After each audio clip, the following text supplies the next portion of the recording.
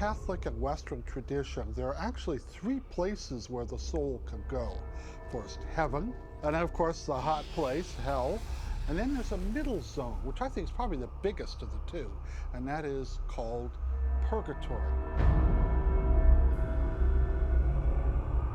We find many concepts of purgatory-like existences in a lot of mythologies.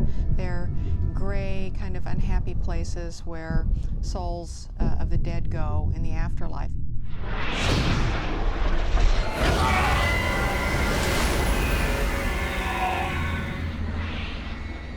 Limbo and purgatory are creations of the medieval Catholic Church, and they were created in order to account for some theological problems that the church had about where people would go if they weren't baptized. As you know, if infants died before they were baptized, they wind up in limbo. They have to be someplace. So it's an invention of the church for a practical reason. There's no reference to either limbo or purgatory in the Bible. They have no basis whatsoever in the Hebrew or Christian scripture. And most of our ideas about what limbo is like and what purgatory is like come from Dante.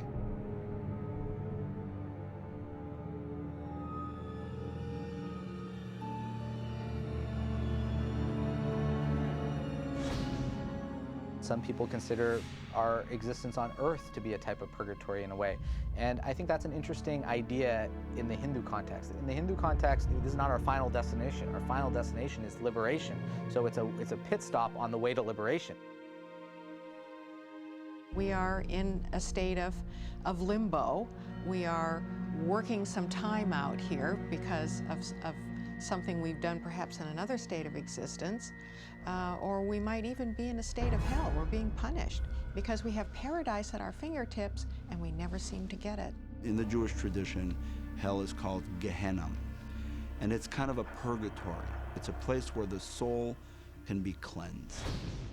That soul, unless he is of a particular category of heretic or somebody who's really done absolute evil in their lives, can be in hell, according to Judaism, up to 11 months. According to some traditions, the angel of death will remove the soul from the physical body. And for those who are righteous and are of good character, that will be an easy process. But for those who are wicked or evil, that it will be like ripping the soul out from the body, and one's torment will begin even at that very moment. What happens to these souls, I mean, funny, in our show, we've still never even particularly described. We've never said where you go, and we leave it mysterious because it is. But you're left as this soul, and you either move on or you don't. If you don't move on, you stay here, and then eventually you go mad, and you become this twisted thing, and that's where angry spirits come from.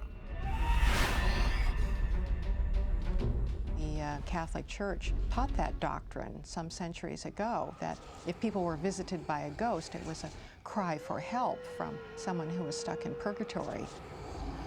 Quite often they died unexpectedly, violently. They might have been murdered. They may have decided to commit suicide, or they just simply didn't want to go, and it came upon them and they didn't know how to get to the afterlife. It is a state of limbo, and we call these earthbound souls. There's another kind of ghost that will do the same thing, but it's really a residual ghost or an imprint. Kind of like a videotape, somehow impressed on the atmosphere. And if you come upon them at the right time in the right state of consciousness, you flip the switch and the video starts to play. Ghosts are in the veil. They're in this realm between the living and the beyond.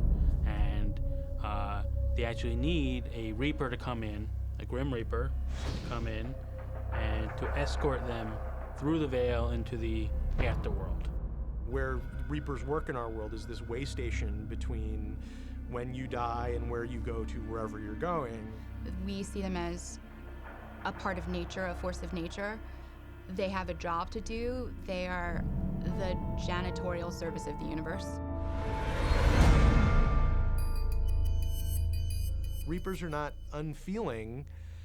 It's not that they don't care, it's just that they care about a much bigger, longer picture, and that you're an ant on an anthill and they're a mountain. The Bible, to my knowledge, does not have a character like the Grim Reaper.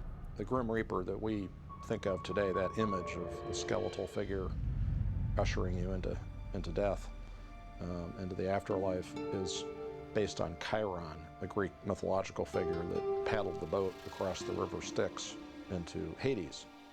We've built up such a fear of death that this has become personified in this Grim Reaper figure, this dark, threatening entity who's going to take away everything that you want to hang on to and take you to some place where you might not want to be. They're definitely part of the sort of the continuum from humanity to paradise, or purgatory or hell. And purgatory, who knows? But I mean, like, they are the ferrymen and women. It's a rather dark, depressing entity to usher a soul into the afterlife. Quite often, the messenger of death was a bright figure, someone who was alluring to make death more attractive so that you were able to let go of life. The fight's over. No, it isn't. It is for you. Dean, you're not the first soldier I've plucked from the field. They all feel the same. They can't leave. Victory hangs in the balance, but they're wrong. The battle goes on without them. People always talk about, you always hear all these stories, you know, somebody was a near-death experience, how they saw the light and their body, they had this out-of-body experience and all that. And that's kind of comforting in a way. I think if people, you know, if that's the way you actually go, that would be, you know, sort of nice. And, you know, in a show that really kind of plays on horror, to actually play the Reaper this is not a bad thing, you know, when it's your time, if you can be gently lifted away, not so bad.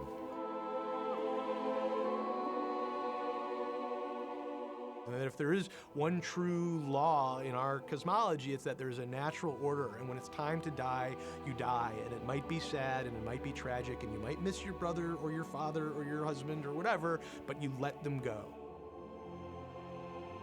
It's a very powerful idea that this world is a fallen, bad place, and you shouldn't be attached to it. In the case of purgatory and limbo, you're looking at theological problems that the church had. They are Hellenistic ideas in the sense that the Greeks had this concept of Hades, which is the underworld. That idea crept into the Judeo-Christian era, which then later translated into the heaven and hell of the medieval Catholic Church and the purgatory and the limbo. Today's your lucky day, kid.